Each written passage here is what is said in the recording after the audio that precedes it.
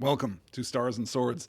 I'm Alistair Stevens. It's a festive time of year, and so we begin our ninth unit here at the end of our first year of Stars and Swords, I guess, which is a pretty impressive accomplishment, particularly considering I lost all of October to the depredations of COVID. But we've managed to cover 8 full books in our first year. Next year, I'm aiming for 1, maybe 2 more on the Silmarillion at the end of today's show. But really, tonight, as we begin our 9th unit, we are circling back to where it all began, because we are going to continue our exploration of C.S. Lewis's immortal Chronicles of Narnia with the second book. I know that comes with an asterisk too, but the second book written, Prince Caspian. And this is going to be a really interesting session. We're going to spend 3 weeks on Prince Caspian. We're going to cover the first 5 chapters tonight, 5 chapters next week, 5 chapters the following week. And in a way, that is exactly the wrong amount of time to spend with Prince Caspian, because I'm feeling now, getting deep into the book, that the right amount of time is either 10 weeks or 1 week. And really, anything between those two extremes is going to be somewhat challenging, because it is a deceptively complex, rich, ambitious. Ambitious is the word that I kept coming back to during this week's reading. An ambitious book, particularly in the context of the Chronicles of Narnia, right? Particularly as a response to The Lion, the Witch, and the Wardrobe. And we must remember, as we get into our discussion here, how quickly Lewis wrote these books. The first in the series, The Lion, the Witch, and the Wardrobe, is finished in March of 1949, but isn't published until October of 1950, because even back in the middle of the 20th century, the publishing industry was a slow-moving beast. And before The Lion, the Witch, and the Wardrobe is even released, Lewis has finished Prince Caspian, The Voyage of the Dawn Treader, and A Horse and His Boy. So he has already not only finished fully, more than half of the Narnia series, but he's also engaged in his first bit of retroactive continuity, the insertion of A Horse and His Boy between The Lion, the Witch, and the Wardrobe and Prince Caspian. Now, of course, I'm sure you've been listening to me for, at least the last year, and I'm sure that you have heard me give my speech about how we must respect and acknowledge the author's preferred reading order, of course, and the internal chronology of the series, but that really that is an artifice, that is a construction. It is not accurate, and it is not helpful to our reading. Most importantly, it is not helpful to our reading to reinsert those stories into the chronology as we're moving through, right? We need to look at these books as they were prepared, as they were written, as they were crafted, as they were conceived, as they were brought forth in phenomenological time. I'm interested in Lewis's decision to casually insert A Horse and His Boy into the chronological schematic that we have of Narnia, and then to preface the whole thing with The Magician's Nephew. I like that book a great deal. I find it a really interesting take on a Narnian creation myth, and it really does inform our understanding of what comes after. But that's part of the problem, right? Is that it both informs our understanding of what follows thereafter and is informed by our understanding of what follows thereafter. And I think that Prince Caspian is a weaker read if you read it after A Horse and His Boy. I think it is a weaker read if you don't honor Lewis's actual creative instinct in the moment and see it as a reflexive response to The Lion, the Witch, and the Wardrobe. Not that that makes it bad, right? If you're reading this fourth in the series, that's fine. You can do that. It's still a good book. But it is a special book. It is a singular book, especially in the structure of the Chronicles as a whole, if you recognize its position as the second written. And we should note too, right, that while we're kind of preserving Lewis's creative momentum here, right, crafting these 4 books before the first is even published, it's tempting on the one hand to recognize that he is therefore not writing this book with an eye on the market in quite the same way as, an author who had taken more time in the creation of these books would have done inevitably, right? Had The Lion, the Witch, and the Wardrobe already been published, and had it already taken that slow roll toward really huge success, because it wasn't an enormous hit when it was first released, had that already happened, we would be thinking about Lewis's response to that first book and Lewis's response to the response to that first book, right?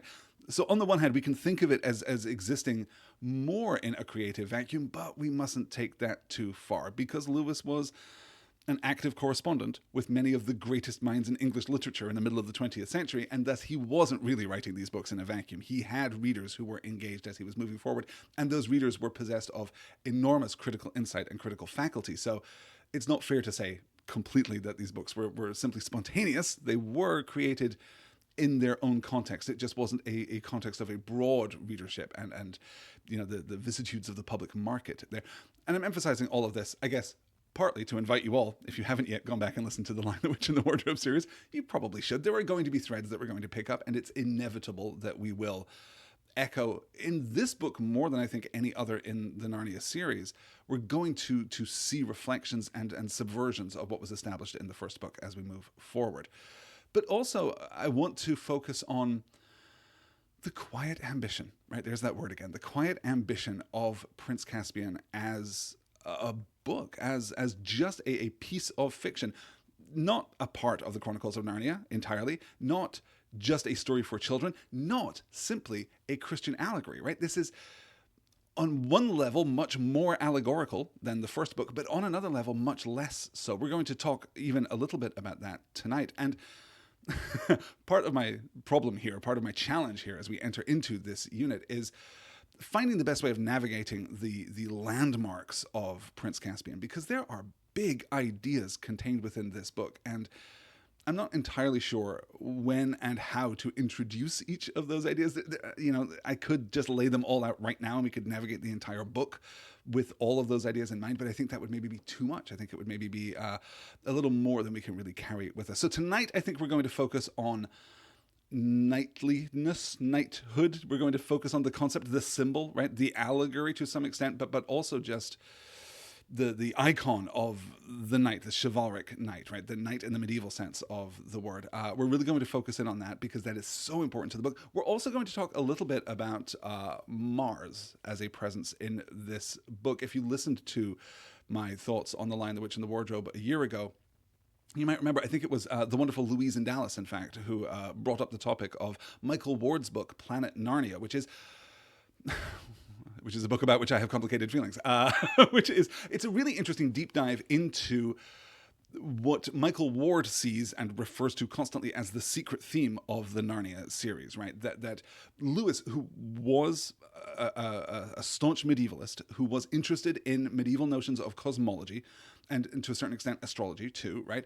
That he has attached to each of the books in the Narnian series, the Narnian cycle here, a singular celestial body, right? One of the 7 celestial bodies that are visible with the naked eye and were understood by medieval astronomers. And Michael Ward manages to take that in some really interesting places and really does. I can recommend Planet Narnia, even if I don't agree with every single bit of his deductive process, right? For every idea that is really interesting and compelling and well balanced and well researched and well presented, there's another idea that just kind of rests upon an assertion that isn't significantly backed up. It isn't well argued, I think. But still, for all of that, a really interesting book. Michael Ward, for those of you who may not know, is probably the foremost Lewis scholar in the world, I think, probably, right? I can't think of anyone off the top of my head who matches his depth and longevity in the field, and also his reach in terms of public consciousness. He's one of the very few kind of literary academics, I think, who have really left a mark on the public understanding of the work of C.S. Lewis. So he is a great mind, a great writer. It is an interesting book, and there are some very interesting and well-developed ideas, I think, surrounding the entanglement between Prince Caspian and Mars. We'll get to that, in fact, as we get to our astronomy scene, when we enter the extended flashback. Another way in which this book is weirdly formally ambitious. We introduce the Pevensey kids, we reintroduce the Pevensey kids, and then we break the structure. We just crack it wide open with this extended flashback to the childhood of Caspian. We'll talk about it. There's so much to discuss. There's so much to get into. I'm concerned that simultaneously this series is going to be both too deep and too pedantic, but also too much of a gloss. I think that's maybe just the curse of this format. I think it's maybe just an inevitability when I'm this passionate about the books that we're discussing. So settle in. I'm glad you can join me here. I see we have a couple of people joining me live tonight. Welcome. I'm glad you're here. If you want to chat in the YouTube chat, I'll be sure to keep track of those comments as the evening moves on too. Welcome, yes, to my tawdry Christmas studio, I guess. I took this Christmas tree out of my son's room right before I started recording because I just needed something here. And the skull that accompanied us through the Dracula series has now been relegated to the shelf behind behind me. You can spot it there. So far unnamed. I know that the skull is developing quite a fan base out there. So if any of you have ideas for the name of the skull, please do get in touch. starsandswordspod@gmail.com. Let's get into our discussion then with our first paragraph and the reintroduction, as I say, of the Pevensey children. Once there were 4 children whose names were Peter, Susan, Edmund, and Lucy. And it has been told in another book called The Lion, the Witch, and the Wardrobe how they had a remarkable adventure. They had opened the doors of a magic wardrobe and found themselves in a quite different world from ours. And in that different world, they had become kings and queens in a country called Narnia. When they were in Narnia, they seemed to reign for years and years. But when they came back through the door and found themselves in England again, it all seemed to have taken no time at all. At any rate, no one noticed they had ever been away. And they never told anyone except one very wise grown-up.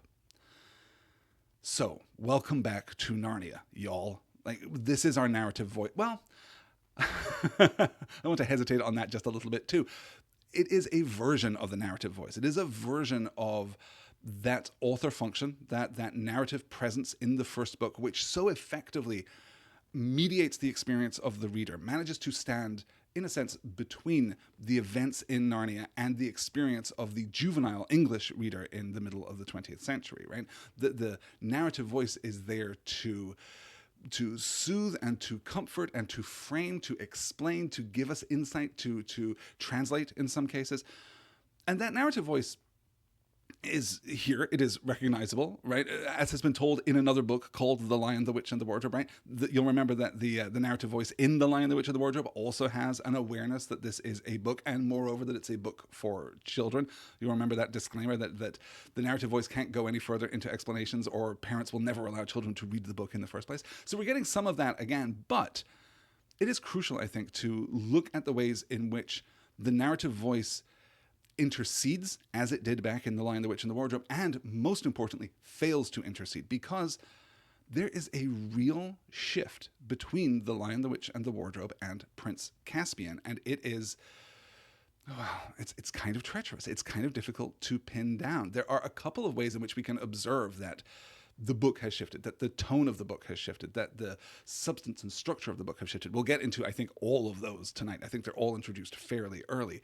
But there's also something more subtle, because there's just a quality of maturity. There's just a slightly more mature perspective on everything, in fact. And that's partly, Lewis 6 months down the line writing another book, assuming that his readers will have grown up, that they will have at least read the first book, and now they're coming into the second, so we can lift our eyes just a little bit. But it's more than that, because it interacts in a really interesting way with the personal experience of the 4 Pevensey children, right? The 15 years, we could infer safely, the 15 years that they spent in Narnia as high kings and queens have left a mark, not just on the kids, but also on the feel of the book.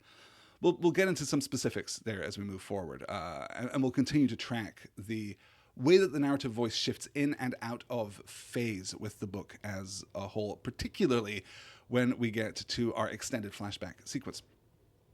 So all at once, our plucky, intrepid heroes find themselves back in Narnia. They're waiting at the railway station, not the crowded subway platform that you might recognize from the 2008 movie adaptation of this book, but rather a quiet, all but abandoned country railway station. And we acknowledge here, even at the beginning, I'm jumping ahead right the way to the end of the book, and a theme that will become emergent as we move through the rest of the series too, that things are on the brink of changing. Things are on the brink of no longer being as simple as once they were. We are returning to school, yes, and all 4 children are together, yes, but we're about to say goodbye. These 2 groups are going to go off on their own paths, right? Lucy and Susan are going to go off to the girls' school, and Peter and Edmund are going to go off to the boys' school, and things will be different. There's going to be a separation, a split here. And there is a sense of separation anxiety running through this book. And it's very mild. It's a very minor part of the book, and it's almost less a kind of separation anxiety and more an acknowledgement that time is passing and that we all, in the end, must grow up. More on that much, much later. For now, let's take a look at the return to Narnia. Next moment, the luggage, the seat, the platform, and the station had completely vanished. The four children, holding hands and panting, found themselves standing in a woody place, such a woody place that branches were sticking into them and there was hardly room to move. They all rubbed their eyes and took a deep breath. "Oh, Peter," exclaimed Lucy, "do you think we can possibly have got back to Narnia?" "It might be anywhere," said Peter. "I can't see a yard in all these trees. Let's try to get into the open, if there is any open." With some difficulty and with some stings from nettles and pricks from thorns, they struggled out of the thicket. Then they had another surprise. Everything became much brighter, and after a few steps, they found themselves at the edge of the wood, looking down on a sandy beach. A few yards away, a very calm sea was falling on the sand with such tiny ripples that it made hardly any sound. There was no land in sight, and no clouds in the sky. The sun was about where it ought to be at 10 o'clock in the morning, and the sea was a dazzling blue. They stood, sniffing in the sea smell. "By Jove," said Peter, "this is good enough." A quick observation here about by Jove, right? According to Michael Ward, per Ward, Jove, Jupiter, is the guiding influence over the Lion, the Witch, and the Wardrobe. What I find most interesting about that is that Peter says by Jove twice in the entirety of The Lion, the Witch, and the Wardrobe, and he says it twice in the first chapter of Prince Caspian, and repeats it many more times through the course of the book. Repeats it so often, in fact, that Edmund himself picks it up at the end of the book. It kind of becomes this symbol of Peterness in a really interesting way, which I don't think, per Ward, is accidental. I don't think that this is Lewis simply reducing Peter to, a slightly hackier version of himself in the first book, right? We are aware of how characters in long-running pieces of fiction tend to become, the word for it is Flanderized, right? They become, as Ned Flanders does, as all characters in The Simpsons do, they become over time reduced to their constituent parts. What begins as a complex bit of characterization is eventually caricatured and exaggerated out to become simply, a collection of tics and quirks and traits. That I don't think is happening to Peter. It's certainly not happening to any of the other Pevensey children, though you might be forgiven for thinking otherwise here, right? As Lucy immediately wide-eyed, "Do you think we can possibly have got back to Narnia?" Good old Lucy. She's still, the bastion of faith and belief. And in fact, that is purposeful. Again, we're not simplifying Lucy. This is not just a caricatured version of Lucy from the first book, registered trademark. This is absolutely an essential part of Lucy's arc through this book, and we're establishing it very early here. And we're also, I think, hinting toward... let me acknowledge first another part of Ward's reading, another aspect of the influence of Mars over this book, because Mars isn't strictly martial, though it is, right? The influence of Mars, the influence of Ares is militaristic, and this is a militaristic book. We're going to have a lot of commentary on war and warfare, and the politics that surround war and warfare. But the other aspect of Mars which is relevant here is his arboreal aspect, his sylvan aspect, right? Because trees are so important in Prince Caspian. And I want to kind of consciously decouple these two ideas, right? Because you might not be convinced by Ward's argument, as I am not entirely convinced by Ward's argument. But what we can do is identify the significance of trees and forests in the pages of Prince Caspian. And to begin right here, not with the gentle transit into Narnia that we saw back in the first book, right? Not with pushing through the coats and then pushing through the pine needles out into the snowy waste. No, this is very different. This is much more stark. It's much more violent, right? They are tugged from England into Narnia and then immediately assaulted by this woody place. Branches were sticking into them. There was hardly room to move.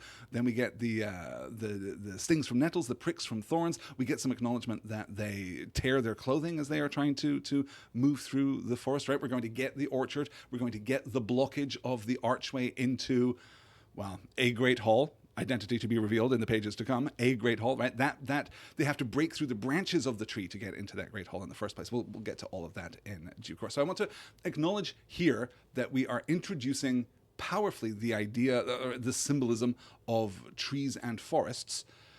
Also, if you are inclined to follow in Michael Ward's footsteps, you can read that as an aspect of the presence of Mars in this book. I am, as I say, less convinced by this argument, I think, than the martial aspect of Mars's presence in this book, but we'll definitely have the opportunity to talk about that. I also want to call out a beautiful bit of anachronistic language here as right before they're pulled in, Edmund calls out to the other children. He warns them to catch hands, which, Edmund, that's a little aggressive, if you're familiar with the slang of 2024, cusping into 2025, then, that means something very different here.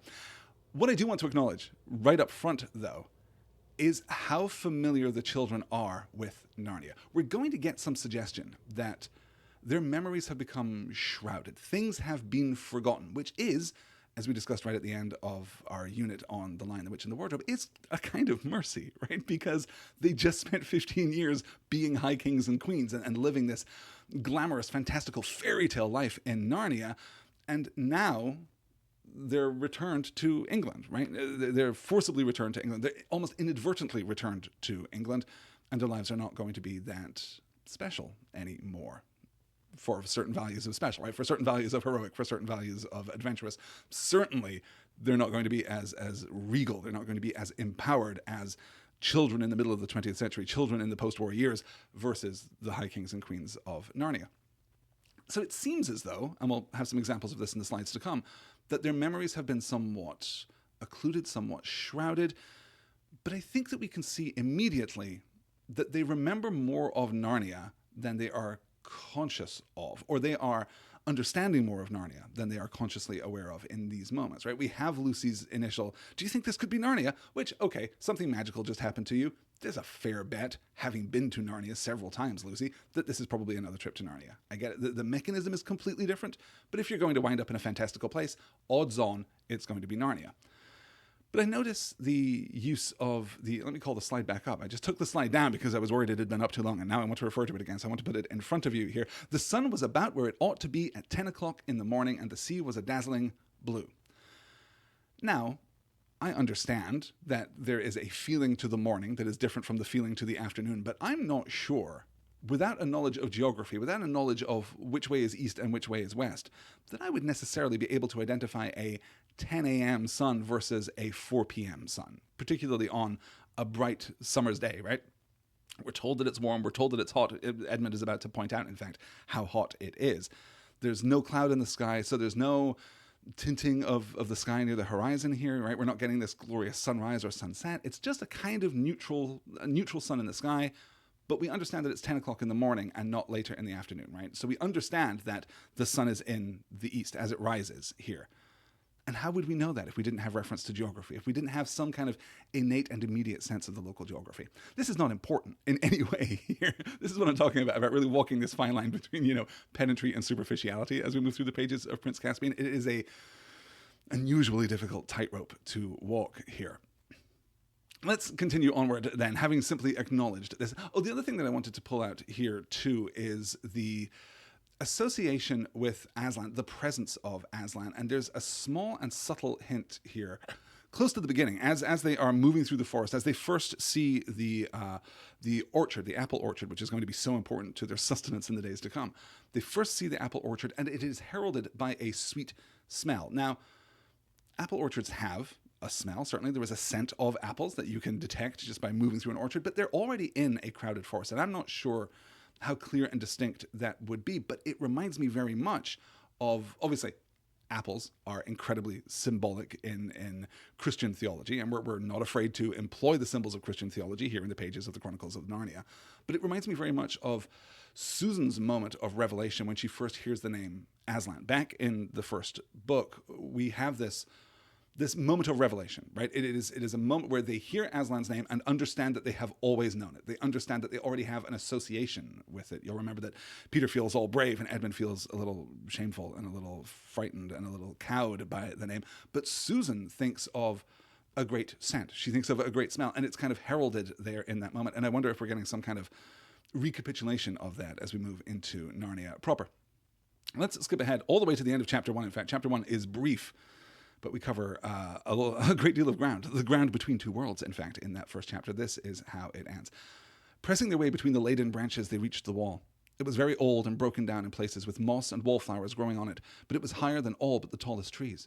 And when they came quite close to it, they found a great arch that must once have had a gate in it and was now almost filled up with the largest of all the apple trees.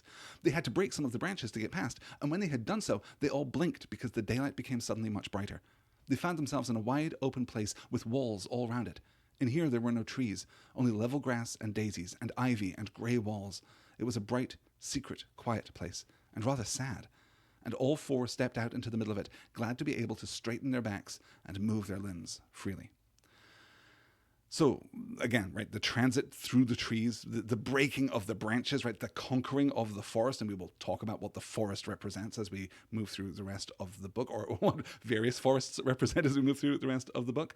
But we break through the branches of the apple tree in order to get into this great hall, which is then this cloistered space, this secret, sacred space, a space that will turn out to be very familiar, but which is also obviously immediately familiar, right? They're glad to be able to straighten their backs and move their limbs freely. This isn't just physical relief after clawing our way through the forest, right? I mean, it is that, but it is something more, to straighten our backs, to elevate ourselves now that we are here in the place that we belong. There is restoration fantasy is a very important concept in fantasy as a genre, and we're going to talk a little about this next week, I think. But to acknowledge right up front that Prince Caspian is fundamentally a restoration fantasy. It belongs to the suborder of restoration fantasy.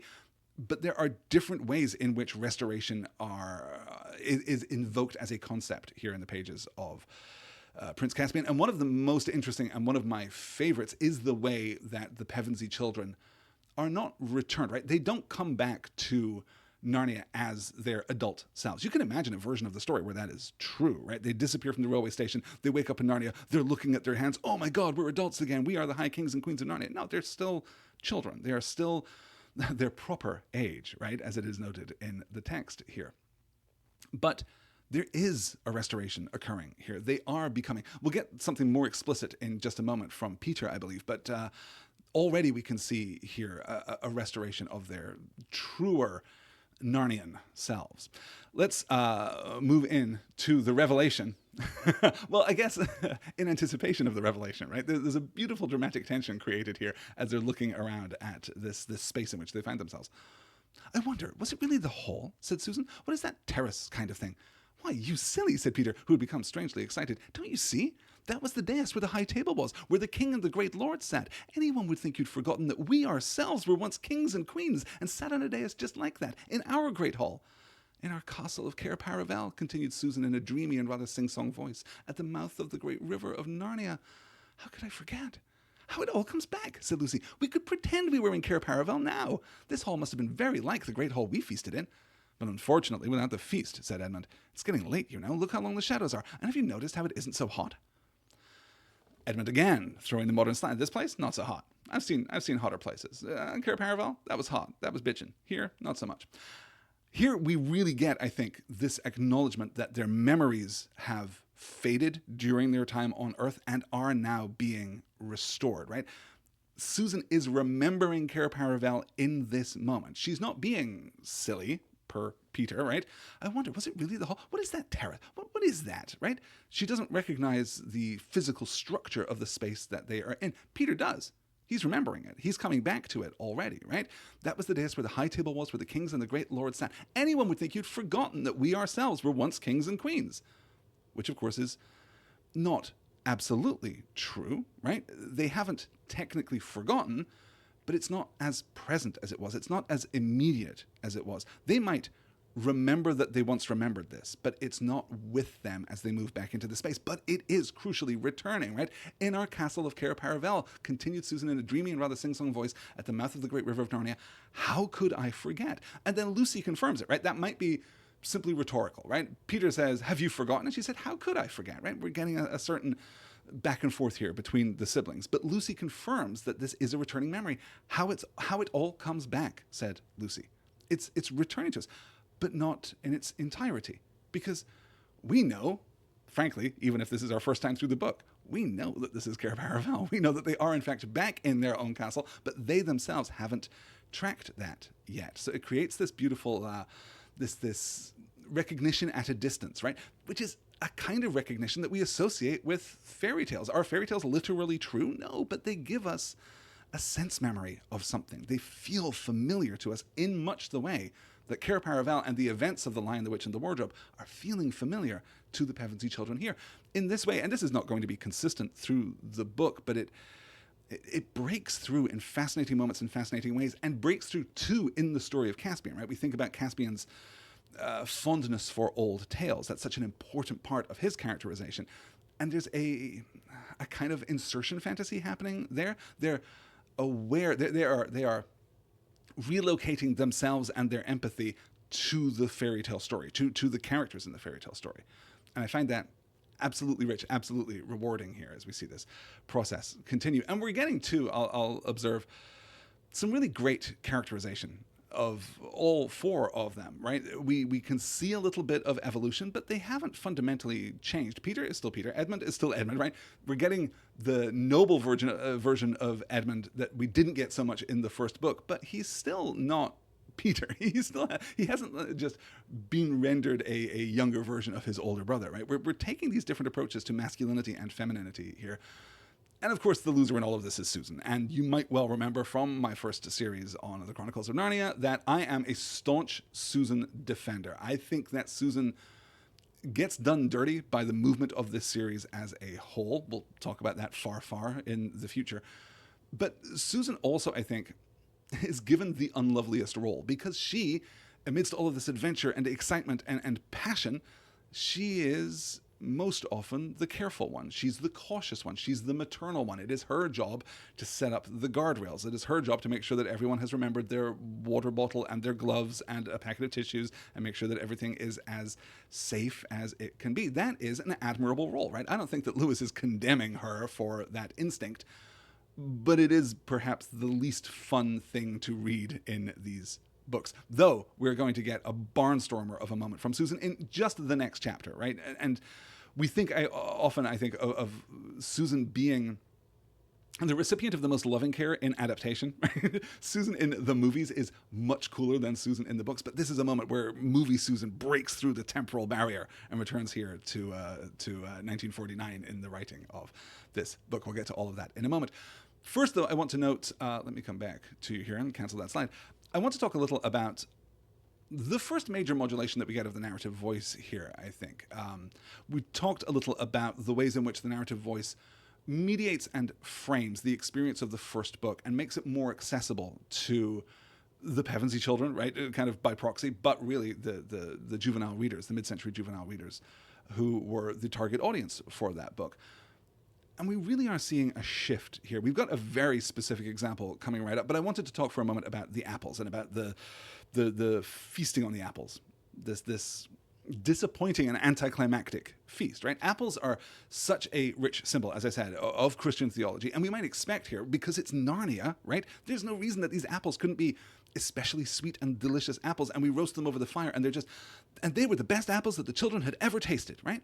We could absolutely do that. We've done things like that before in the preceding book. We will do things like that again in the books to come.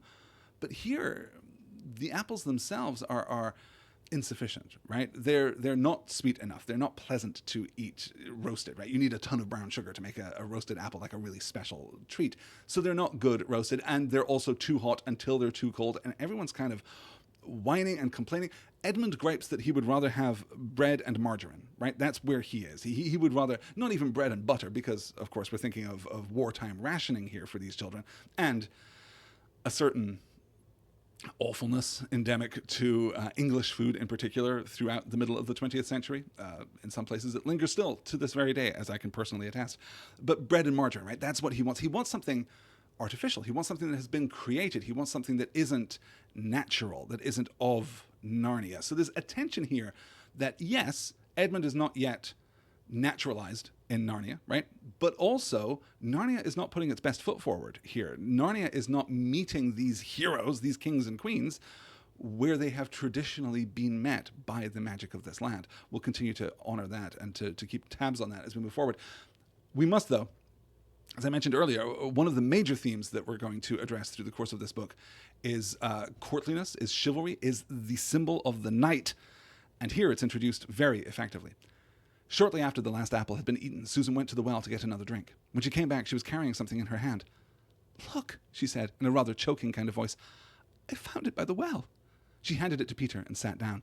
The others thought she looked and sounded as though she might be going to cry.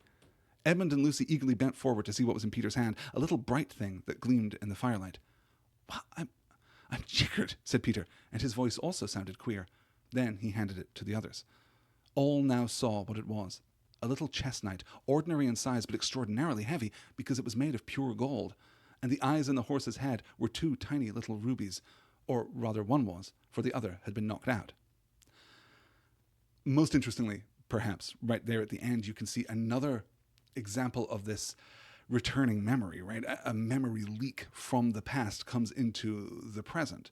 It's extraordinarily heavy, yes, but that is because it is pure gold. Somehow they know that it is heavy because it is pure gold. It isn't gilded, it isn't some other fabulous Narnian metal, it is pure gold. Also, you'll note the rubies. This is a little less precise, perhaps, because we can imagine sculptural features that might imply the existence of another ruby, right? Even if it is absent. This probably wasn't just a one-eyed horse, but they do know for sure that there had been another ruby there, and it has since been lost. They recognize this chess piece in a more profound way than simply as an artifact that they used to own, right? It's more than just, oh, this looks familiar. It is something that they know, and that memory is, again, returning to them. But don't you see, this is our castle. This is our book. We're back. It's Narnia again all over. This is really the turning point here, and I really love the way that it is handled. We immediately move then to uncovering the door to the treasury, and we get another, poor Susan. Poor Susan. For all that she is the one that finds the chess knight, right? And is clearly moved by it. She's not casting doubt on it. She's not, look at this. Isn't it strange how this chess knight should just be, she's touched by it. She's transformed by it. She is the first to be so, if we discount Lucy's kind of blind faith and belief that this could indeed be Narnia. Susan's the first one to really realize what is happening here. And then she has to be all motherish about the door to the treasury, right? She doesn't want to open the door to the treasury because she doesn't want this gaping black hole behind them full of drafts and shadows and who knows what as they try and sleep by the fire that night, which, again, not an irrational position, you guys. Like a pretty reasonable place to be, honestly. But we'll notice here, too, that it is inverted almost immediately, though no credit is given to Susan. This is after we have used up Peter's pocket knife trying to cut through the ivy and relied on Edmund's to finish the job. It took them longer than they expected, and before they had done, the great hall had grown dusky and the first star or two had come out overhead. Susan was not the only one who felt a slight shudder as the boys stood above the pile of splintered wood, rubbing the dirt off their hands and staring into the cold, dark opening they had made. "Now for a torch," said Peter. "Oh, what is the good?" said Susan. "And as Edmund said—" "I'm not saying it now," Edmund interrupted. "I still don't understand, but we can settle that later. I suppose you're coming down, Peter." "We must," said Peter. "Cheer up, Susan. It's no good behaving like kids now that we're back in Narnia. You're a queen here. And anyway, no one could go to sleep with a mystery like this on their minds." So, Peter once again really channeling the Fred from Scooby-Doo energy, I think, here. And you'll notice, right? Susan is the one who says, no, don't open this door. It's going to be dark and it's going to be creepy and it's going to be uncomfortable and it's going to exert this like pressure on our minds, right? We're not going to be able to relax if there's just a big gaping door there. And she's completely right. Susan was not the only one who felt a slight shudder as the boys stood above the pile of splintered wood, rubbing the dirt off their hands and staring into the cold, dark opening they had made. Susan was right. And she's kind of right here too, She's arguing against the need for exploring this space. She does not know about Edmund's flashlight, Edmund's torch, right, as it is in British English. She doesn't know that it's there, so she's arguing against exploring this dark pit that could contain who knows what as the night is falling. But she's failing to recognize the adventure. This is perhaps Susan's greatest failing as a character, right? It's this obliviousness to the temptation of adventure. Right? Peter has no choice. "We must," he says. "Well, of course. There's a dark cave that contains our treasure. Hell yeah, we're going to go and investigate it. I don't care what time it is." And he pairs this with the heroic agency of the kings and queens, right? One of the things that makes the kings and queens of Narnia special, one of the things that makes kings and queens special is agency. They can do whatever they want, right? And we're kind of looking here at kings and queens in the fairy tale tradition more than the real world feudalistic tradition, right? Where ruling is a much more complicated and compromised thing. But in the fairy tale tradition, you're a king, you're a queen, you can do whatever you want. You need not be limited by circumstance. You can overcome any challenge. That is what Peter is evoking here. And he's also, right, buoyed up on this surge of returning memory. It's no good behaving like kids now that we're back in Narnia. We are still kids back in Narnia, right? We have not returned to the bodies and the identities that we possessed as the High Kings and Queens of this land, but it's no good behaving like children. Now we are going to behave like we are kings and queens. We are going to take on that mantle of regality, but more importantly, the heroism and agency that it bestows upon us. So they investigate the treasury, and they find therein, really charmingly, just so many trinkets. In fact, let's move right into this. This is particularly significant, and I want to spend just a moment on it because I think this echoes the first book in a really interesting way, and also tells us something of the narrative voice. This change in the narrative voice that we've been observing, but we haven't really understood. I think we get a little closer to that right here. Then, of course, they began walking about and picking things up to look at. It was like meeting very old friends. If you had been there, you would have heard them saying things like, "Oh, look, our coronation rings. Do you remember first wearing this? Why, that's the little brooch we all thought was lost. I say, isn't that the armor you wore in the great tournament in the Lone Islands? Do you remember the dwarf making that for me? Do you remember drinking out of that horn? Do you remember? Do you remember?" But suddenly Edmund said, "Look here, we mustn't waste the battery. Goodness knows how often we shall need it. Hadn't we better take what we want and get out again?" "We must take the gifts," said Peter. For long ago at a Christmas in Narnia, he and Susan and Lucy had been given certain presents which they valued more than their whole kingdom. Edmund had had no gift because he was not with them at the time. This was his own fault, and you can read about it in the other book. So, bracketing this short experience, and I want to talk about the substance of the scene in just a moment, but first let's look at the narrative voice, because right at the beginning of this passage, it does what we observed in the first book. It mediates, it draws the reader in, it co-locates the reader with the experience of the Pevensey children. Then, of course, they began walking about and picking things up to look at. Straight account, this is what's happening, this is what the kids are doing right now. It was like meeting very old friends. Absolutely, just emotional continuity there. If you had been there, you would have heard them saying things like, "Oh, look, our coronation rings." We're drawing the reader in exactly the way that the narrative voice, that the author function, drew the reader in back in the first book. But then we pivot, then we break, right? We do something very different at the end here. It's similar, but to me, the tone is different. We get the accounting of the gifts of Father Christmas, and then we note Edmund had no gift because he was not with them at the time. And again, right here, we're actually moving into this bracketed portion, which is the most intrusive form of the narrative voice, right? That is the narrative voice actually editorializing, not just storytelling, but editorializing about the content of the story, as we saw back in the first book. This was his own fault, and you can read about it in the other book. I mean, is it just me, or does the other book feel a little dismissive? Also, this was his own fault is, let's say, an uncharitable reading of Edmund's experience first coming to Narnia. Obviously, it is his fault to a degree, but he has since been forgiven by everyone, it seems, except the narrative voice, which maybe still bears a bit of a grudge against Edmund. And this is the change in the narrative voice that I think we're identifying throughout the book. It is a little colder. It is a little more judgmental. And that is reflective of a transition in the entire book. Because the ideological framework of The Lion, the Witch, and the Wardrobe is extremely simple, right? It is extremely black and white. For all that the Beavers talk about, there being good humans and bad humans and good dwarves. Actually, we're going to talk about that specifically in the slides to come, so I won't advance that too far. We'll talk about that in just a moment. But for all that there is a certain ambiguity about morality, right? And there is talk of redemption and forgiveness and these issues which require a badness in order for there to be a goodness, right? That's part of the argument of forgiveness as a great grace and virtue anyway.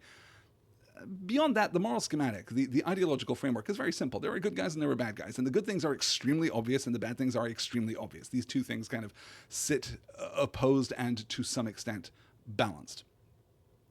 Prince Caspian does not have that. There are evil things in the world of Prince Caspian, and there are good things in the world of Prince Caspian, but much more than in The Lion, the Witch, and the Wardrobe. The majority of characters, the majority of people, the majority of experience sits much closer to the middle of this moral line. And I think that the narrative voice is also occupying this more gray, more ambiguous, more ambivalent position. I think it's giving a little more grit, and partly that is this push toward maturity, right? I think we can read this very clearly as a book that is just a little older, that is aiming a little higher than the previous book. But there is also a recognition here of a much more complex internal schematic, a much more complex philosophical framework, an ideological framework in particular. We'll talk about that specifically and explicitly when we get to our first examples. The other thing that I really want to pull out from here, though, and I find this So fascinating. Let's observe first how beautifully written this is, right? If you had been there, you would have heard them saying things like, "Oh, look, our coronation rings." Right? We're breaking down the formal grammar here. We're em-dashing between these overlapping voices. It's a literary montage sequence, is what we're getting here, and it's enormously effective as it sketches these experiences that, per the writing of Prince Caspian, we knew nothing of, right? There's no story that exists between The Lion, the Witch, and the Wardrobe and Prince Caspian when Prince Caspian is written. So these sketches of their time as high kings and queens, everything that happens between their coronation and their, return to the Lantern Wastes, hunting the white stag, and their semi-inadvertent return to England, everything between that is unknowable to us. So here we're sketching these super evocative things, right? The little brooch we thought was lost. Isn't that the armor you wore in the great tournament in the Lone Islands? That's a book. That's a book I would read right there. Do you remember the dwarf making that for me? Do you remember drinking out of that horn?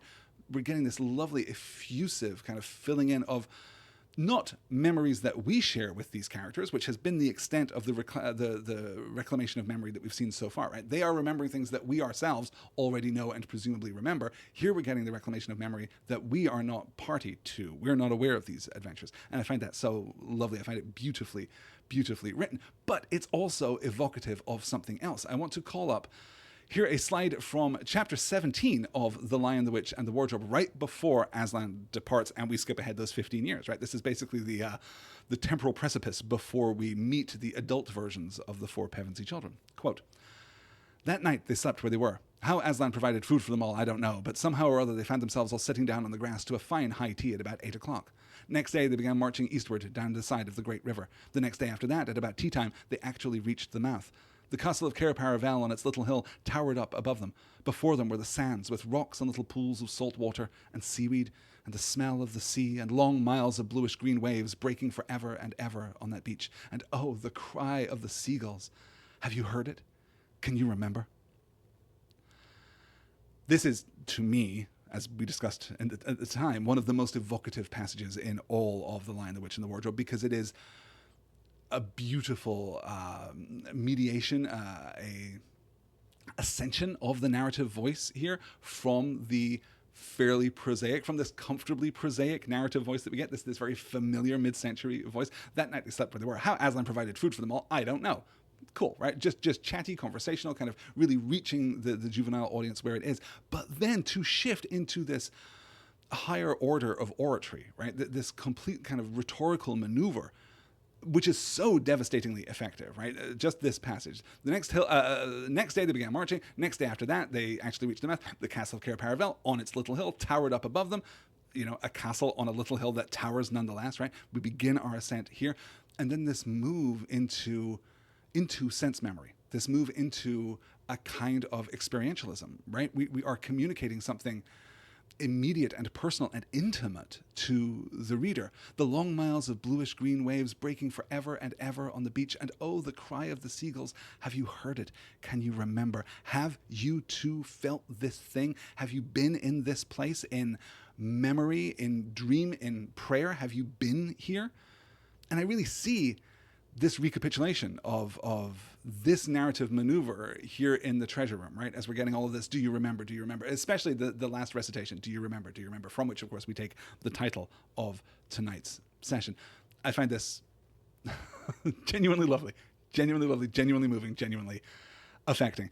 Let's get back to our discussion then. We should quickly, for those of you who perhaps cannot recall every fine detail of The Lion, the Witch, and the Wardrobe, we should gloss the treasures that we collect here because they are so significant. We get Lucy's healing cordial, which still contains like a half bottle, every drop precious, of course. We get Susan's bow and quiver, which she will put to devastating use in the very near future, though her horn is conspicuously absent, having been lost when they returned to England, right? And there is this odd balance here of the great kings and queens of Narnia went out on their quest, right? They wanted a quest. They wanted something that they had not done before, so they pursue the great stag, but they leave their weapons behind, including Susan's bow and arrow, which, of course, Susan has an injunction against using her bow and arrow because it is a bad thing when girls get involved in warfare, but I'm not sure that extends to the hunt in quite the same way. But the only artifact of their treasure that they take with them, apparently, is Susan's horn, which will be so important later. We also get, I'm going to gloss this because I'm already running far past my preset schedule here. Peter's sword has a name now, and the name is Rindon, and the word Rindon doesn't mean anything that I can figure out. The closest that I can get to is that it might be derived in some insubstantial way from the Greek renus, right, meaning to flow, which is the word that gives us the Rhine, the Swiss-German river, the Rhine, and I think the Rhone in Italy too. Both are derived from renus, which to flow like water. And then Don, of course, is a fairly traditional kind of Anglo-Saxon Germanic suffix meaning like the place of, right, or belonging to. So it could be, belonging to the place of running water, right? The sword of the river that belongs to the river somehow, right? We think of the great river of Narnia coming down the mouth of the river at Cair Paravel. We think of the separation of this land now, this peninsula that has been worn away. Peter's affected use of the word peninsula, for some reason, I find very funny. It's a bit of a stretch. I don't know why the sword is called Rindon, and I don't know why the sword has a name, and I don't know where the name came from, and I don't know why this is the only named sword, right? Named magical swords, named swords in general, are a rich tradition in fantasy genre. You can't turn around in Game of Thrones without knocking over 4 named swords and sprawling them across the floor. This is the only one in all of Narnia.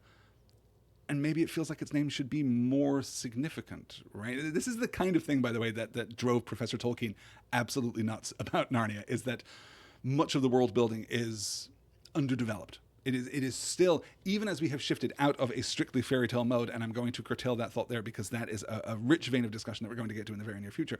Even as we shift out of the fairy tale mode, we're still relying on fairy tale world building. This thing is, A is A. This is the sword Rindon. It is called Rindon because it is Rindon. That is why it exists. I'll note too, interestingly, that the only other place I've ever seen Rindon is in a sword named Rindon at that is in the Star Wars expanded universe, right? The Rindon sword is an artifact. It is an heirloom of the Organa family on Alderaan, right? Bail Organa, Leia's adoptive stepfather, foster father, I suppose. He gives it to her on the eve of her wedding in one of the expanded universe books, and the Rindon sword. And I believe that it is acknowledged somewhere in the supporting text that it is actually tied to Narnia, that it is a deliberate echo. Just strange echoes. Here, let's move into chapter 3, and let's get to Edmund figuring out the passage of time here.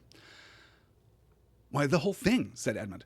You know what we were puzzling about last night? It was only a year ago since we left Narnia, but everything looks as if no one had lived in Cair Paravel for hundreds of years. Well, don't you see?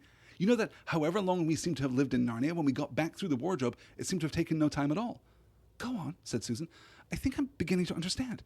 And that means, continued Edmund, that once you're out of Narnia, you've no idea how Narnian time is going. Why shouldn't hundreds of years have gone past in Narnia while only 1 year has passed for us in England?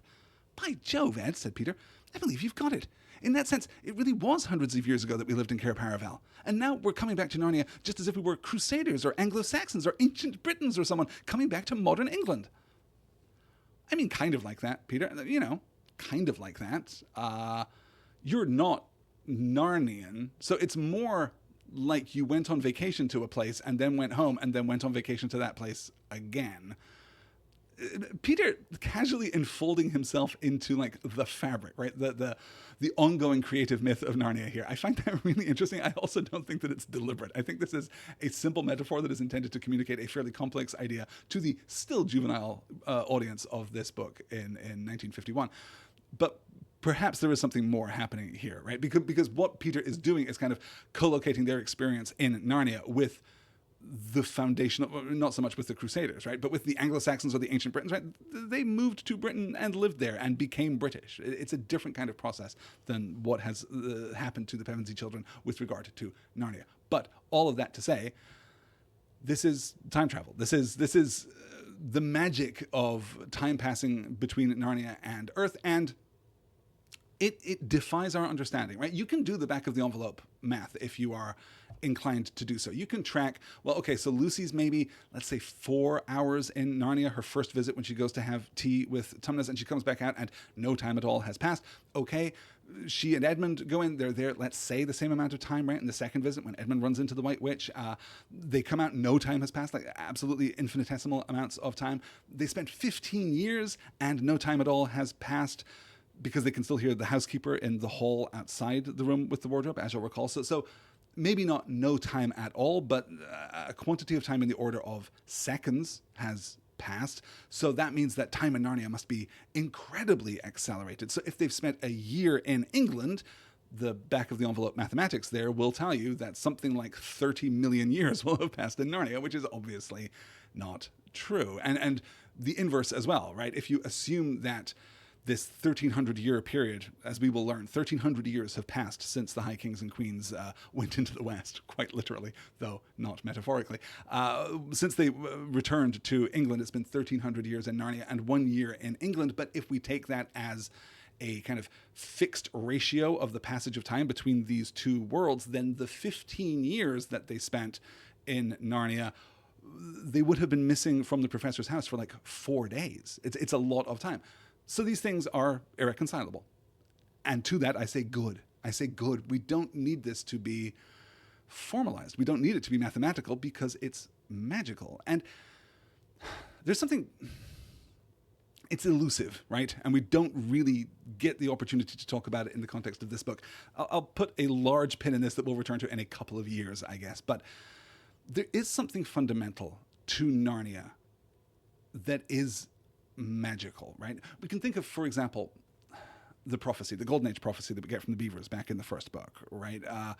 There's something there that's indicative of a deeper and underlying force that is guiding Narnia, right? There is an active force that is shaping the future of this world. And that force may not be the giver of the prophecy, right? When Adam's flesh and Adam's bones sit on Cair Paravel enthroned, the evil time shall be over and done, which also, asterisk, shall be over and done forever, or shall be over and done. Right? We begin, when Adam's flesh and Adam's bone. Do you mean while Adam's flesh and Adam's bone, right? It is the Golden Age prophecy, and we will later confirm that it was in fact a Golden Age, but no one will talk about how long that Golden Age lasted.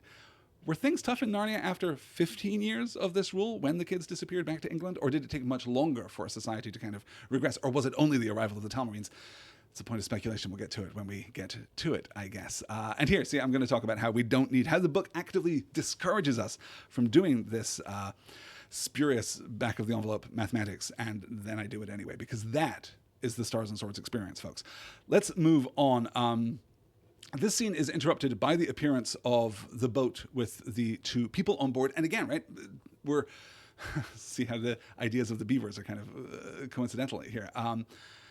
Because we are skeptical of humans in Narnia, right? Because there aren't any. The only person who looked human was the White Witch. And as Mr. Beaver told us back in the first book, we ought to be very skeptical of things which ought to be human and aren't yet, or were human but aren't anymore, or look like they're human but they're not, right? You'll remember that the moral schematic for dwarves in the first book, as it's presented to us, is there are good dwarves and bad dwarves. The ones that look like humans are bad.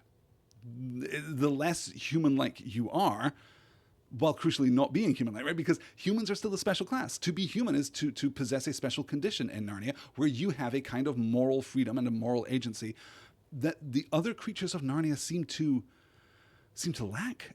It's very difficult to kind of dig down into exactly what Lewis is architecting here and to discern the underlying moral framework. But this is as it's presented to us, right? You are innately good or innately bad as a creature of Narnia, as what will be described in this book as an old Narnian, right? Human beings are a special case that have moral agency. They can choose to be good or choose to be bad, or be bad and then be redeemed, right? As in the case, of course, of Edmund. But things that look human, things that are almost human, things that by implication might be striving for that kind of moral autonomy, those things are bad. Those things are all bad. As in the case of the White Witch, as in the case of the more human-like dwarves, which, we'll talk about as we get to it. Let's move into here. We get our rescue. Oh, I should observe, in fact, before we move into this, let's observe the awesomest moment that Susan gets in this entire book. Her unleashing of the arrow, right? We get Peter's account of just hearing the bowstring right by his ear, and then the soldier goes down. It's a really great moment of action, of agency, right? As Peter urges Susan not to be so cautious and to think instead like a queen, she just very quietly does it. She just very quietly takes action, and it is heroic action, right? She is saving the dwarf in the boat, which who will eventually receive a name, right? We will hear his name first in chapter 5, and then we will know that he belongs to that name only in chapter 8 when we get to it. So, I don't want to spoil next week's reading. But we'll talk about that when we get to it. But Susan takes this action and then brilliantly reassures everyone that she wasn't trying to kill them, right? She was, what is the phrase? Did I pull the phrase here in my notes? I don't think I did even. Oh, yes, I wasn't shooting to kill, is what she says. Because, yes, girls getting involved in battle, that'd be bad news. But also, let no one think us incompetent, right? She's owning her action there and not allowing any speculation as to the intrusion of good fortune on her skill, right? She is a very skilled archer, and as we learn, a very skilled swimmer. That's one of the notes that we get about Susan, is that she's physically very capable. And again, in defense of Susan, a short series contained within a larger series here on Stars and Swords. So, we're skipping over the actual introduction here of Trumpkin. Spoiled his name. There we go. We'll find out next week that is, in fact, the name that belongs to him. And we'll get into, instead, his story. Well, said the dwarf, as you saved my life, it's only fair you should have your own way, but I hardly know where to begin. First of all, I am a messenger of King Caspian's. Who's he? Said 4 voices all at once. Caspian the 10th, King of Narnia, and long may he reign, answered the dwarf. That is to say, he ought to be King of Narnia, and we hope he will be. At present, he's only King of us old Narnians. What do you mean by old Narnians, please? Asked Lucy. Why, that's us, said the dwarf. We're a kind of rebellion, I suppose. I see, said Peter. And Caspian is the chief old Narnian? Well, in a manner of speaking, said the dwarf, scratching his head, but he's really a new Narnian himself, a Telmarine, if you follow me. Which, of course, we don't, so luckily we're going to get a fully extended flashback in the pages to come, which is kind of staggering, right? This is just a crack in the narrative structure of this book. I don't mean a crack in the sense of a flaw.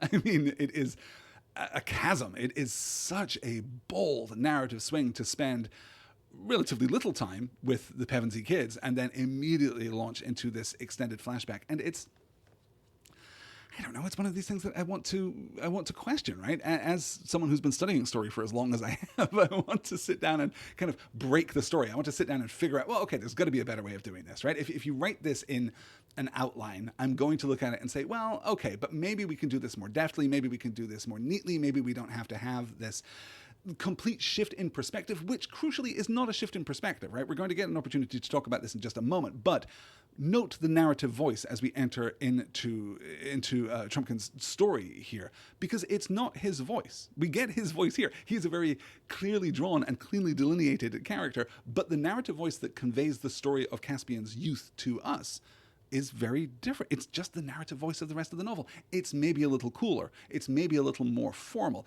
It is maybe more of a fantasy voice than a fairy tale voice. Again, this transition that we're observing through the first part of this novel that will be so important later. There is a shift, but it's not a complete shift. The narrative just switches focus, which is absolutely a thing you can do. There's no reason that you can't do this, or not even a reason that you ought not to do this, right? It is interesting, though, as we talk about that shift from fairy tale to fantasy, that this is one of the things that this flashback sequence allows us to observe more cleanly, right? Because fairy tales don't have flashbacks in them, not meaningful, substantive flashbacks, because the purpose of a flashback is to deliver exposition. It's to communicate and convey information to the reader so that you can understand what's happening in the now of the story. And the thing about fairy tales is that their structures are elementals. Fairy tales only exist in the now of the story because that's all that you need in order to understand them. Similarly, allegories, even if you're thinking about the fables and things like that, right? They also don't need that depth of exposition because the allegorical layer is sufficient. You understand the story because you understand the thing that's underlying the story, right? We don't need to explain all the many qualities of Aslan in the first book because we understand, thanks to the existence of the allegory, that Aslan is Jesus, right? So there are inferences that we can draw about Aslan because we understand the underlying allegory. This is the puzzle box problem of allegory, that once you have solved it, you stop looking at the story because you can identify the underlying shape. Once you know that Aslan is Jesus, again, I'm painting very broadly there. Go back and listen to that first series. But once you understand that Aslan is Jesus, then you stop seeing Aslan and you just see Jesus, because that is the underlying and more significant construction. That is the bigger idea, and it kind of swamps out the first idea, the introductory idea, the allegorical layer there. So this is one of the ways in which we are pivoting most notably from fairy tale to fantasy. Fairy tale doesn't need this kind of exposition. Fantasy eats this kind of exposition. We have to know where everybody came from, and we have to know why, and we have to know all of the backstory and all of the many names and all of the history. And that's what we get now, right? And I guess to observe this kind of more formally, what we're getting here isn't just exposition. It's not just backstory, because I guess with Lewis's casual disregard for the proper form of the thing, we could have just enfolded another fairy tale into our fairy tale, right? There is a way of opening up this story where suddenly Little Red Riding Hood runs into Goldilocks, and we get a flashback into Goldilocks' whole story. And that's not to say that Goldilocks isn't a fairy tale, or that Little Red Riding Hood isn't a fairy tale, right? Those two things could coexist. There's also something to the nature of the flashback itself, because this is where we introduce politics into the land of Narnia for the first time. This is where we introduce intrigue. This is where we introduce internal tension, and we're really exploring and reflecting, and in this process, I guess, discovering and sketching this more complex ideological framework that we talked about earlier in tonight's session. There is something different that is happening here. We'll get into the details of it, in fact, with our introduction to the young Prince Caspian. Prince Caspian lived in a great castle in the center of Narnia with his uncle, Miraz, the king of Narnia, and his aunt, who had red hair and was called Queen Prunaprismia. His father and mother were dead, and the person whom Caspian loved the best was his nurse. And though, being a prince, he had wonderful toys, which would do almost anything but talk, he liked best the last hour of the day, when the toys had all been put back in their cupboards, and nurse would tell him stories. He did not care much for his uncle and aunt, but about twice a week his uncle would send for him, and they would walk up and down together for half an hour on the terrace on the south side of the castle. One day, while they were doing this, the king said to him, "Well, boy, we must soon teach you to ride and use a sword. You know that your aunt and I have no children, so it looks as if you might have to be king when I'm gone. How shall you like that, eh?" Caspian, of course, will not like that at all. So there are a couple things happening here, right? We get the intrusion of the narrative voice again. It seems almost explicitly intended here to settle us into the familiar narrative voice of the Chronicles of Narnia as a whole, right? Yes, Trumpkin is telling us this story, but not really. We get the little, being a prince, he had wonderful toys, right? That little parenthetical, which is very familiar to us. Also, we get the narrative voice here, putting the emphasis on how good stories are versus toys. These are the best toys. A, he's a prince. B, he's in a magical land, right? These are the best toys. These toys can do almost anything but talk, and they still pale in comparison to stories. You know what's really good? A book, says the narrative voice of Prince Caspian. So it's all very familiar. It's all very consistent with the narrative voice that we've had earlier. But this is where we get the intrusion of ideology. And not just the intrusion of ideology, but the intrusion of an active politic here. Caspian loves the old stories, but the old stories are being suppressed, right? King Miraz is going full, post-Order 66 Emperor Palpatine here, right? The Jedi? What Jedi? There were never Jedi. The whole thing has been shrouded. It is a political and propagandistic campaign to silence the stories of Aslan, to silence the stories of the Golden Age, to even silence the stories of the old Narnians themselves, right? This suppressed population that has been eradicated per the Talmarines. Do they really believe that this is true? Or at least been driven into hiding? That's the reality that we will come to learn, come to know. It's a very effective piece of political theater, absolutely. Caspian innately stands opposed to it, so we're getting this idea of Caspian as a virtuous young man, right? Not just because he loves stories, but because he loves the right stories, the stories that King Miraz is telling about the history of the Talmarine conquest of Narnia. Also stories, just not true ones, not right ones, not good ones.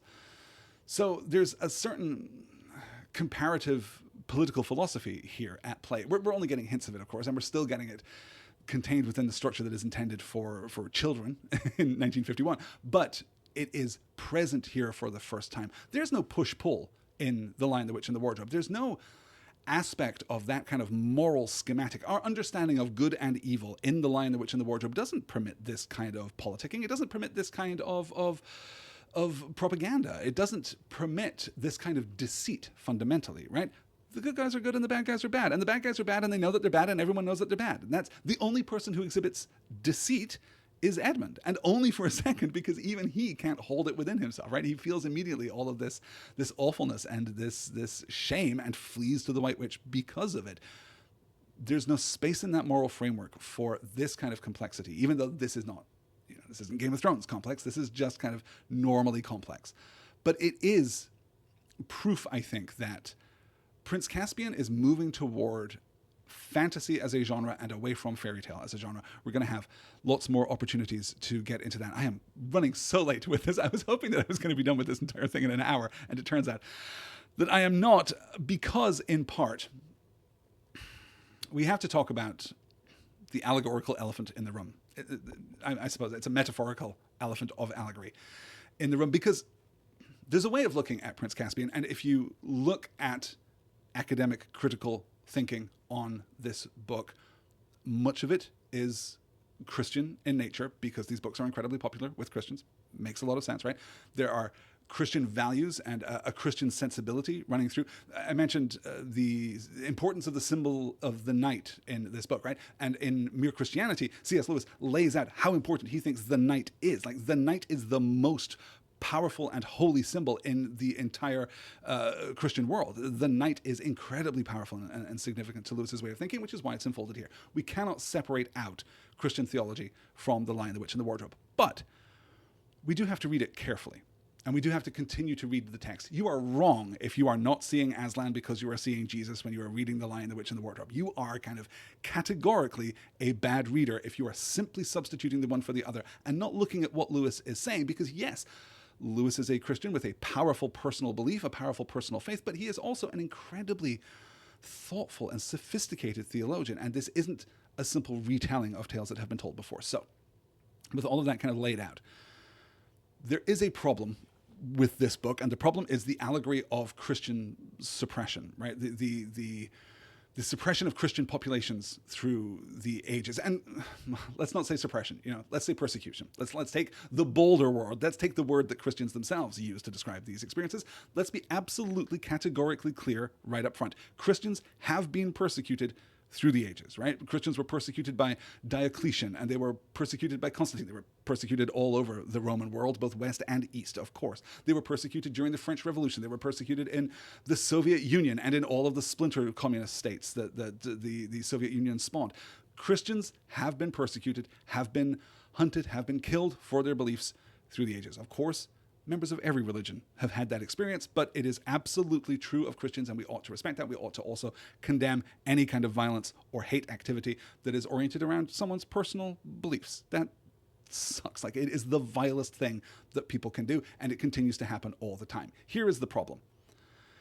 Presenting Christians as a persecuted group in the allegory of Prince Caspian hits some people as disingenuous. It hits some people as borderline duplicitous, because there is a sense of victimhood that is enfolded into the modern Christian's sense of their own faith and their own place in the world, right? If you talk to modern Christians, particularly here in the United States, and I can't honestly speak with absolute authority on everywhere else in the world, but it seems to me to be a pretty consistent thing, but certainly here in the United States, Christians see themselves as a persecuted group, as an oppressed group, as a group that is the victims of the depredations of a more secular world, right?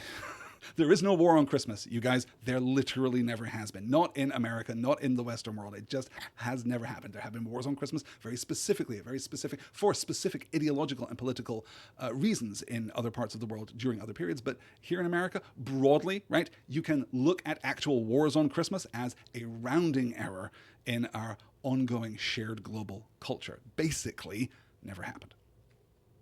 Again, not to say that Christians have not been persecuted. Christians have absolutely been persecuted. But the belief that the average modern Christian, particularly here in these United States, is on a daily basis persecuted for their beliefs or suppressed in their beliefs or forced to somehow modify their own behavior because of a rampant secularism is a observable, I was going to say the word true, and I definitely don't mean the word true, you guys. That is a thing which broadly en masse Christians in the modern world, particularly in America, tend to believe about themselves, right? In 2010, Pope Benedict described Christians as the most persecuted religious group on the planet, which, absolutely not. I mean, it's an odious thing. It's a disingenuous thing to say. And when the dominant power structure, and let's be absolutely clear here, Christianity is the dominant power structure, right?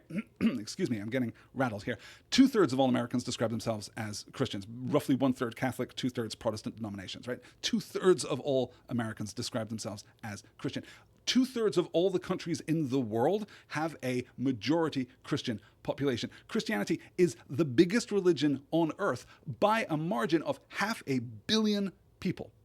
It is so dominant that it exerts an unbelievable social power. And that's fine, right? I have no problem with Christianity as a faith. I have no problem with Christianity's dominance as a social power. As long as everyone who is Christian is choosing to be Christian, then I'm perfectly happy for that to be the case. There's nothing wrong with it, is what I'm saying. But when a social structure that is that powerful presents itself as the underdog, presents itself as something that is being persecuted, that is being harassed, that is being constrained, that is dangerous. That does not happen for good reasons. It happens for disingenuous reasons. It happens for duplicitous reasons. It happens for deceitful reasons. It happens because you are trying to take control of a narrative that is currently not in your control, and perhaps you ought not to have control of that narrative. So all of that is to say, and again, to emphasize, yes, Christian persecution has been historically real, is real today in some parts of the world, but not en masse, not at a scale where it is even vaguely appropriate to describe Christianity as a persecuted religion, right? Let's be clear about that. And again, individual Christians, lovely. Christians en masse, not so lovely. Maybe that is where we can draw the line. So that is the real rub for people who are coming to Prince Caspian and sitting down, maybe people who are struggling with the theological overtones of Lewis's work anyway, right? When you get here and you are suddenly seeing a world which is counterfactual, historically speaking, at least broadly counterfactual, and you are supposed to draw from that greater truths about Christianity in our real world, you can see a friction there. You can see an incompatibility, philosophically speaking, and politically speaking, too. I don't think, obviously, this is very personal and very important, and I think that it's absolutely valid to have that response to the book. I'm recording this in the great state of Oklahoma, where right now our superintendent of public schools is trying to forcibly insert Bible study into elementary schools and middle schools at the public school level, which sucks. And he's doing so with this kind of banal deceit, right? He's just trying to advance his political career, and it's gross and it's terrible, and there are good reasons why it shouldn't be allowed and won't be allowed ultimately, I'm sure. But still, we're quivering on a precipice here in the United States anyway. All of that is to say that I understand that friction created by the allegory, but, and this is very important, we have to continue to look at the book. We have to continue to look at what is specific here, because I don't want to get too deep into the weeds here. I don't want to anticipate discussions that we're going to have next week and the week after. But that's not really what this book is about. It is kind of the framework that's presented to us, right? We see the Telmarine incursion into Narnia, the Telmarine conquest of Narnia, and the suppression of the native Christian faith, right? That is absolutely a factual thing that happens in the book. But the restoration that we get for that isn't as simple as Christianity becoming dominant again, right? It's more personal. This is, I'm going to anticipate one of the interpretive moves that we're going to make next week. This issue of faith is not one of ordered, organized faith. It is one of specific personal faith. And that is something that was, of course, very important to Lewis. So I understand if this allegory is giving you friction. I can't imagine if it is giving you significant friction that you've made it this far into my reading this week. But if it is and you're having trouble with it, or if it hadn't occurred to you so far until I'm kind of unveiling it now, I do understand that. But that is not, I think, the thrust that Lewis is giving this story. I think that what Lewis is doing is much more complicated, much more subtle, much more thoughtful than a simple story of persecuted Christians overcoming their adversaries. We'll get to all of that. I'm astonished that I spent that much time on it. As I say, it's obviously a very hot button topic right now. So let's look instead at the history here as it's laid out to us. We get, I suppose I should mention, the introduction of Dr. Cornelius after that first encounter with Miraz. Caspian's nurse is quietly shuffled off and replaced with self-defeating evil here on the part of Miraz, right? Because the nurse is replaced with the one person in all of Narnia who would be more effective at the nurse's job in terms of educating Caspian in the right ways of Narnia than the nurse was Dr. Cornelius, who is just fantastic. I think just such a lovely character. We'll have an opportunity to talk about him in just a moment.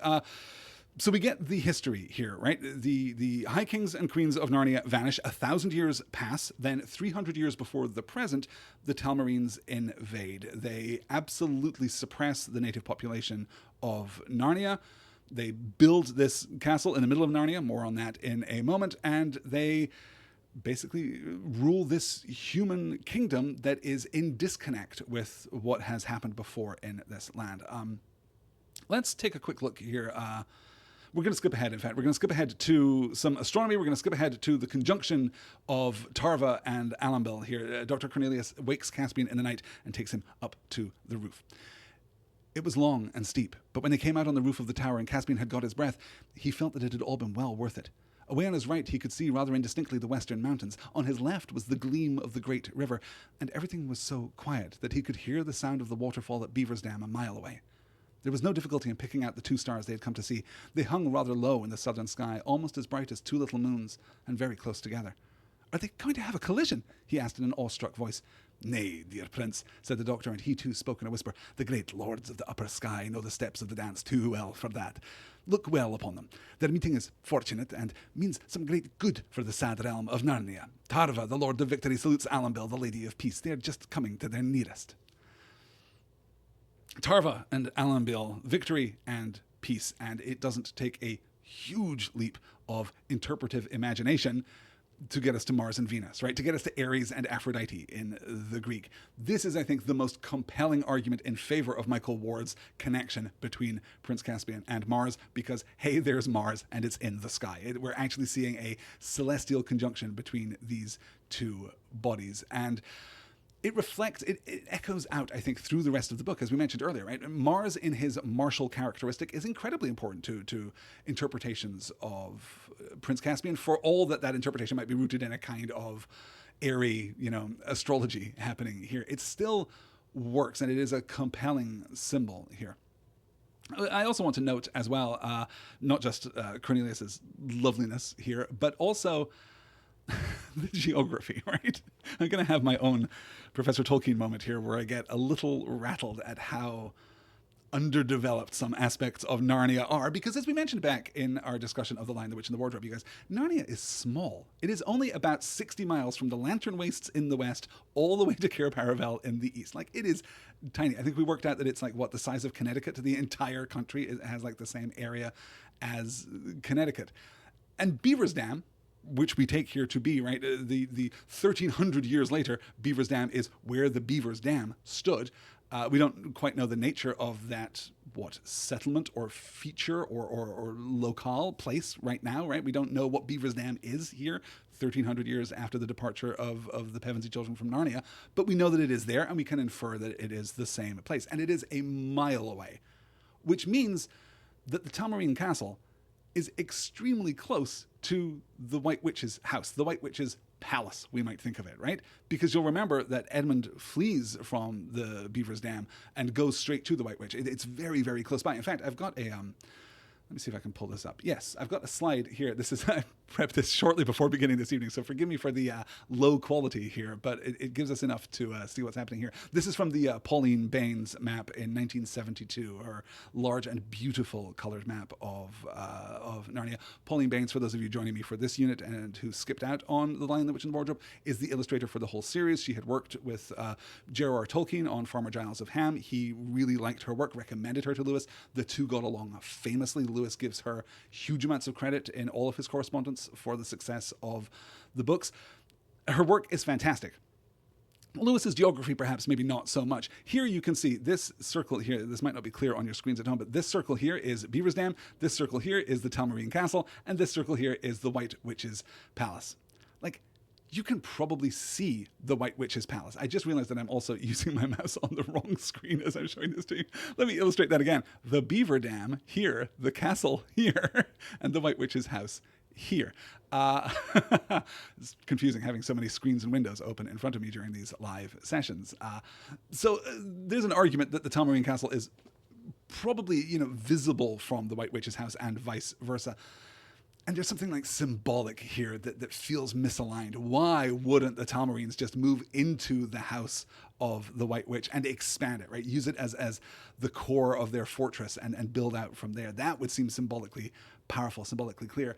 And I'm loath to often say, Lewis just didn't care that much about it. But I think that Lewis just didn't care that much about it. I'm struggling to read a intention that carries us through this somewhat complicated geography.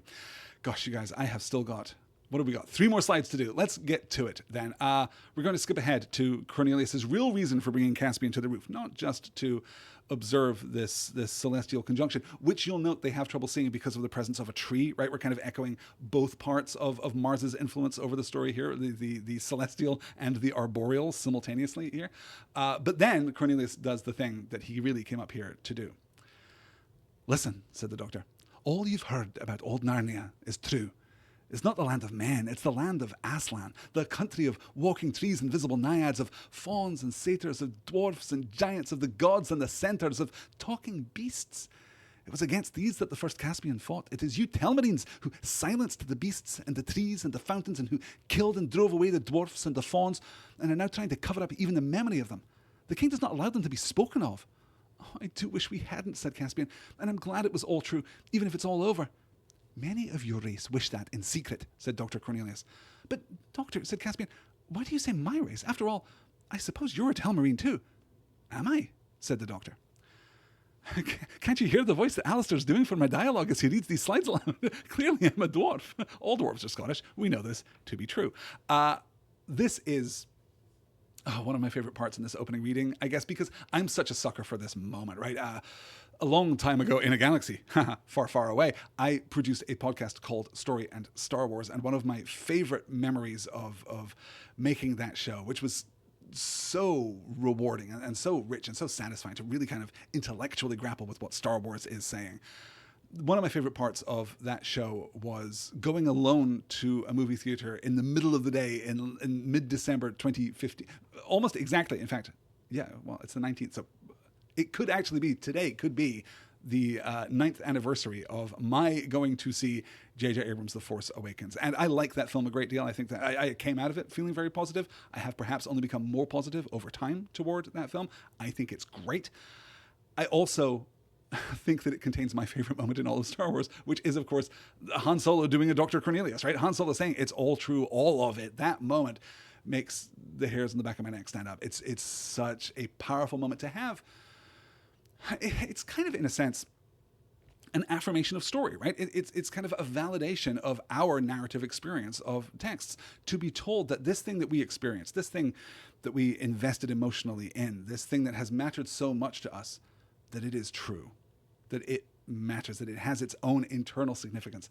That's extraordinarily powerful. And I love that moment in The Force Awakens, and I love this moment with Dr. Cornelius, and now I'm going to hurry on past it because that's what we must do in order to finish up this podcast. Trying to hold it to 90 minutes, and I'm not going to make it, you guys. From there, it all gets a little Game of Thrones as Queen Prunaprismia has a son. I can't believe I skipped over this, too. We didn't do the etymology of the names. The etymology of the names is so important here, I think. Well, of mixed importance. One of these names is really important. Caspian seems to be pulled from Caspii, right? Caspian Sea. The people who live on the shores of the Caspian Sea are the Caspii, and that seems to be taken into Latin and thereby into English as a word that means primarily white. For much of the Middle Ages, the word Caspian means explicitly white in English and in other languages that are borrowing from the Latin influence there. So there's not a huge amount of significance to that name, we might argue, beyond like the obvious moral significance of white as a color in Narnia. Miraz is more interesting because Miraz is straight up the Turkish word meaning inheritance, which would seem like a bit of a pull unless we remember that Aslan is also just a Turkish word. Aslan is the Turkish word for lion. So we have seen C.S. Lewis plunder the pockets of the Turkish language already, and it seems as though Miraz and inheritance, of course, is particularly significant here. Prunaprismia is a pun. It's a joke. It's a reference to Little Dorrit. There's a character in Charles Dickens' Little Dorrit who voices the opinion that women ought to say words that contain a lot of P sounds, that keep the mouth dainty, right? Prunes and prisms, right? You keep your mouth very small. Potatoes are very good words for women to say because it keeps the mouth small and dainty and appropriately feminine, right? This, I think, is echoed in Little Women, right? Jo in Little Women also has a line about prunes and prisms because it's all about elocution. And over time, it becomes generalized out to mean a woman who is like adopting heirs, a woman who is affecting a higher social class or higher social order than she's really entitled to. So pruniprismia is just a pun on that. Which kind of, shakes out of the story, I guess. It's not terribly significant because, as I say, from here, we're really into like Game of Thrones territory. Dr. Cornelius tells Caspian that his uncle killed his father. That is why he's not sitting on the throne right now. Miraz has kind of taken this role originally as like a Lord Regent, right? A Lord Protector kind of role, and then just adopted the throne as his own. It will pass to Caspian because Caspian is his only blood relation, and we can't mess with the natural order of inheritance that much, you guys, until Queen Pruniprismia has a son. That endangers Caspian's life because he is still the rightful heir, but Miraz wants his son, rather he wants Caspian's cousin to sit the throne, so he is going to kill Caspian, and Cornelius urges him, to flee the castle, and then we get this slide. All night he rode southward, choosing byways and bridle paths through woods as long as he was in the country that he knew, but afterwards he kept to the high road.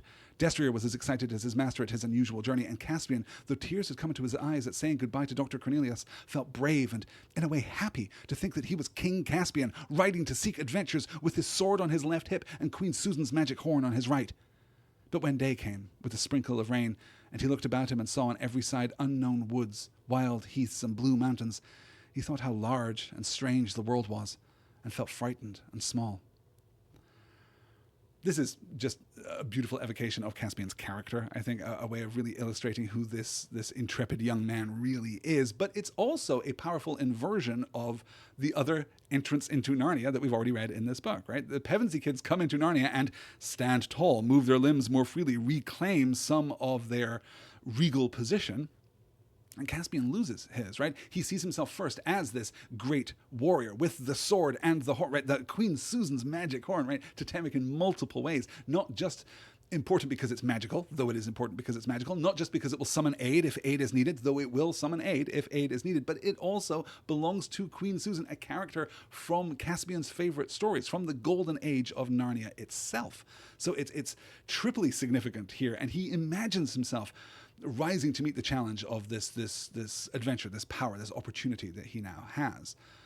But opportunity is a double-edged sword, right? And here he finds himself alone and feeling small and tired. And we must, I'm afraid, push on. Yes, we'll come back to Caspian the 10th and his vision of himself as a hero, right? His vision of himself as King Caspian. We'll get to all of that in the times to come.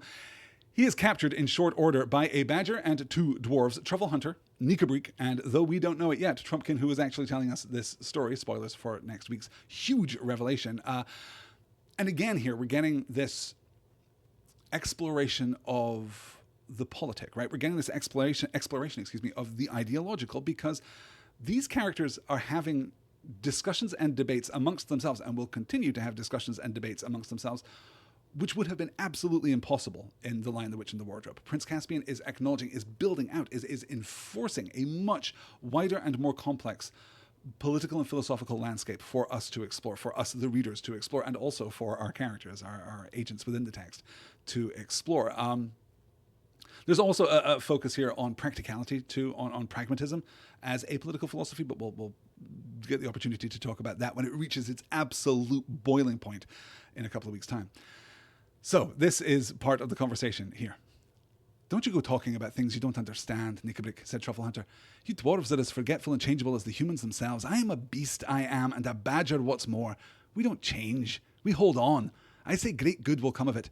This is the true king of Narnia we've got here. A true king coming back to true Narnia. And we beasts remember, even if dwarfs forget, that Narnia was never right, except when a son of Adam was king. Whistles and whirligigs, Truffle Hunter, said Trumpkin. You don't mean you want to give the country to humans? I said nothing about that, answered the badger. It's not men's country. Who should know that better than me? But it's a country for a man to be king of. We badgers have long enough memories to know that. Why, bless us all, wasn't the High King Peter a man? Do you believe all those old stories? Asked Trumpkin. I tell you, we don't change, we beasts, said Trufflehanter. We don't forget. I believe in the High King Peter and the rest that reigned as Cair Paravel as firmly as I believe in Aslan himself. As firmly as that, I dare say, said Trumpkin. But who believes in Aslan nowadays? But who believes in Aslan nowadays? This is our, shocking turning point, right? Because obviously we've been introduced to the aggressive propagandistic secularism of the Telmarines, but now we see that faith in Aslan is ebbing even amongst the population of old Narnians, setting up the framework for that allegorical conflict that I mentioned earlier, that we delved so deeply into earlier. But also kind of, even in this moment, right, where if you are sensitive to that allegorical reading, if you want to push back against this idea of Christian persecution, even in Narnia, then we need to be paying more close attention to the text, because that's not exactly what Lewis is doing here. Again, who believes in Aslan nowadays? Even here, Trumpkin is kind of orienting it not around a cultural belief or a social belief or the dominant religion of the time and location, but something more specific, something more personal. We're going to delve much more deeply into that in the weeks to come, but that is going to do it for tonight. Thank you so much for joining me. Thank you so much for the fine folks who have joined me live here. I see the YouTube chat is empty. You don't need to be afraid. You're more than welcome to come in and offer your opinions as we progress through the reading. I will also mention that if you want access to the live recordings that go out usually on a Thursday evening, I'm still, in theory, planning on moving that around a little bit to allow some other people to attend live. I know that Thursday evening isn't convenient for everyone, but we're coming up on the holidays, so that may not happen over the course of our Prince Caspian unit. Speaking of which, let me share this with you as we discuss our upcoming schedule. Next week, December the 26th, next Thursday night, Boxing Day itself, we're going to cover the second reading of Prince Caspian, chapters 6 to 10, and then on January the 2nd, we're going to conclude our run through this book and move on to our 10th unit here on Stars and Swords, the Silmarillion. On January 9th, we're going to begin with an introduction which is not going to contain a reading. We are not even going to crack the Ainulindale. We might look at the prefatory material. I will let you know when we get a little closer to it. But that is going to be an introduction to the Silmarillion as a book, as an extended academic exercise, as a testament to the work of Tolkien, as just an incredibly rich act of creation, a rich piece of art before you even get to the narrative content of the book. We're going to be talking about all of that to set us up for what is going to be, a casual 6 months talking about the Silmarillion. I have scheduled it out. I have figured out exactly how many weeks I want to take to discuss the Silmarillion, and I'm optimistic that we will get through 3 or 4 sessions before that schedule gets completely blown apart by my own rampant self-indulgence and desire to discuss the work of the professor. So we'll get to all of that in the weeks to come. That, though, is going to do it for this week. Thank you all so much for joining me. And lastly, a quote from the fine doctor himself, just to take us out here at the end of all things. You may well ask why I say them at all, but I have 2 reasons. Firstly, because my old heart has carried these secret memories so long that it aches with them and would burst if I did not whisper them to you. But secondly, for this, that when you become king, you help us. For I know that you also, Telmarine though you are, love the old things. Thanks so much for listening, you guys. I'll talk to you all next week. Good night.